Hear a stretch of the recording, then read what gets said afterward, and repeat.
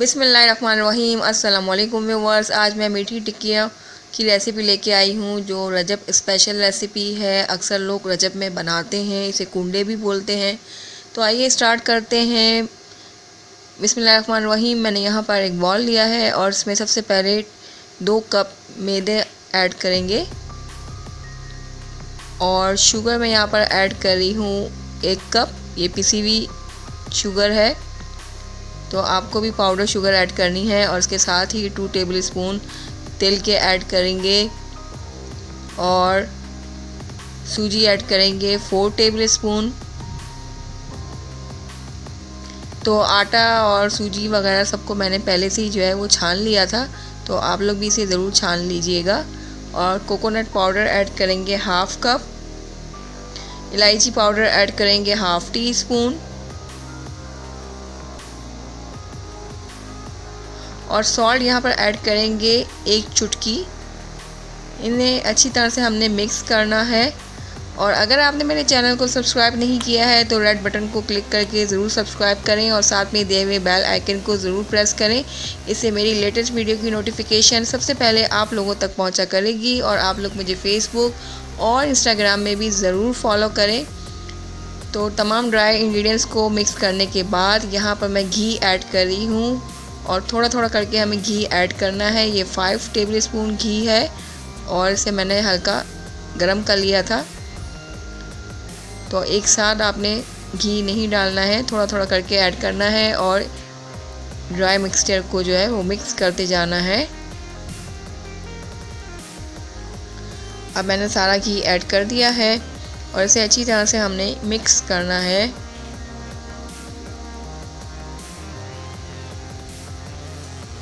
ना आपने बहुत ज़्यादा हार्ड डो बनानी है और ना बहुत ज़्यादा सॉफ्ट, इसे हम नॉर्मल रखेंगे।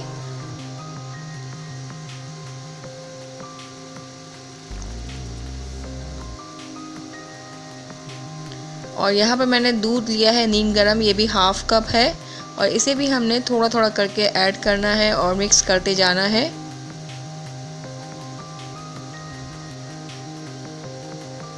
तो बहुत ही इजी रेसिपी है और बहुत ही मज़े की ये मीठी टिक्कियाँ बनती हैं और बच्चे और बड़े बहुत शौक़ से खाते हैं।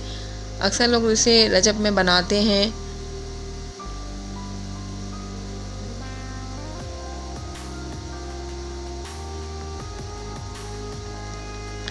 तो बस सिंपली इसको आपने मिक्स करते जाना है। थोड़ा थोड़ा दूध ऐड करना है, इसमें 1/2 कप दूध लिया है।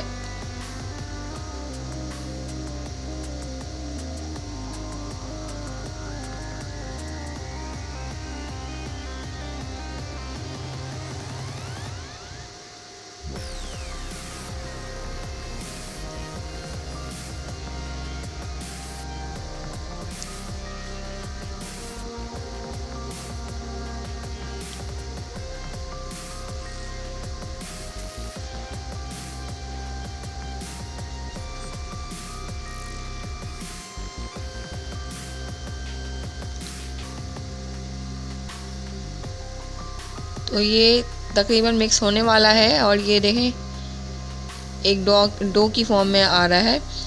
तो अब इसके बाद हमें इसे जो है वो अच्छी तरह से नीट करना है, यानी गूंदना है।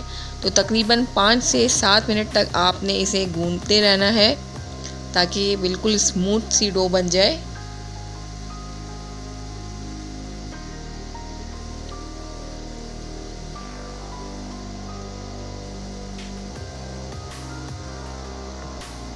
तो मैंने यहाँ पे इसको ज़्यादा एडिट इसीलिए नहीं किया ताकि आपको अच्छी तरह से बता सकूं कि इसे आपने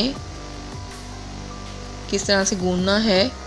क्योंकि अगर आपकी जो वो डो है वो परफेक्टली अगर गूंदी भी होगी तो आपकी टिक्कियाँ बहुत ज़बरदस्त बनेंगी। और ये देखें स्मूथ सी बन गई है। तो इसे अब कवर करना है और तकरीबन इसे आधे घंटे के लिए रखेंगे ताकि ये डो जो है वो सेट हो जाए। तो इसे मैंने कपड़े से जो है वो कवर कर दिया है। आधा घंटा हो चुका है और अब ये देखें हमारी जो डो है अच्छी तरह से सेट हो चुकी है। तो इसके मैंने जो है 2 पेड़े बना लिए थे और इसे अब बेल लेंगे हम। तो ये बहुत ज़्यादा पतला नहीं बेलना है हमें, ये थोड़ी सी मोटी होती है। तो आपके पास अगर कोई कटर वगैरह हो या कोई ग्लास या कोई भी, ये ढक्कन मैंने लिया हुआ है, तो आप भी इसी तरह से ले सकते हैं और इस तरह इसको कट करेंगे हम। तो दूसरी तरफ मैंने जो है वो घी गरम करने के लिए रख दिया है। अगर आप चाहें तो ऑयल में भी इसे फ्राई कर सकते हैं। ये देखिए इस तरह से होनी चाहिए ये।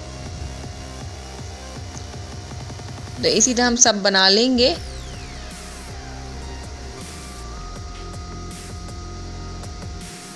और ये जो एक्स्ट्रा है इसे निकाल के इसके भी बना लेंगे।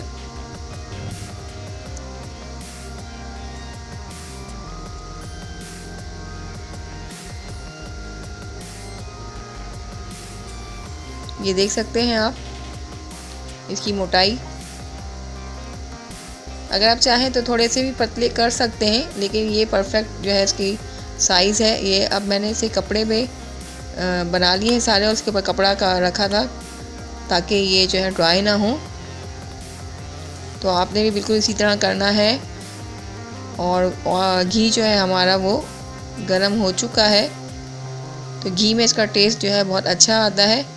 अब आपने फ्लेम को जो है वो, क्योंकि घी गरम हो चुका है, तो फ्लेम अब आपने मीडियम रखनी है और उसको हाई फ्लेम पे आपने नहीं फ्राई करना है, क्योंकि ये वरना ऊपर से तो फ्राई हो जाएंगे और अंदर से कच्चे रह जाएंगे। तो और ज़्यादा इसको जो है एक साथ नहीं डालने हैं सारे। मैंने ये देखें सिर्फ 3 डाले हैं ताकि इजीली इसको मैं टर्न कर सकूं। ये एक साइड से गोल्डन ब्राउन हो चुके हैं और अब दोनों साइड से इसका जो है बहुत खूबसूरत गोल्डन ब्राउन कलर आ चुका है। तो इसे अब हम निकाल लेंगे और एक स्ट्रेनर में रखेंगे ताकि इसका जो एक्सेस ऑयल है वो उसमें निकल जाए। तो इस तरह बहुत ही इजी ये रेसिपी है और इस तरह आप सब फ्राई कर लें और रजब में इसे ज़रूर बनाएं। अपना फीडबैक ज़रूर दीजिएगा कि आपको ये रेसिपी कैसी लगी है। अगर पसंद आए तो please like, comment and share ज़रूर कीजिएगा। तो ये मैंने सारे फ्राई कर लिए हैं और इसे मैंने डिश आउट कर दिया है। तो आई होप आप लोगों को ये रेसिपी ज़रूर पसंद आएगी। तो अब मैं आप लोगों से इजाज़त चाहूँगी और फिर मिलूँगी एक न्यू रेसिपी के साथ। तब तक आप सब लोगों मुझे दुआओं में ज़रूर याद रखिएगा। अल्लाह हाफिज़।